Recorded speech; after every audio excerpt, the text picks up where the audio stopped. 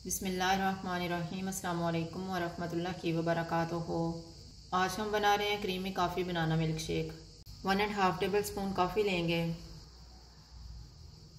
इसमें 2 table spoon गर्म पानी डालेंगे और मिक्स कर लेंगे। जग में 1 बनाना डालेंगे, 2 कप दूध, कॉफ़ी का मिक्सचर, 1 कप व्हिपिंग क्रीम डालेंगे, 1/3 cup condense milk, ice cubes डालेंगे और इनको ब्लेंड करेंगे।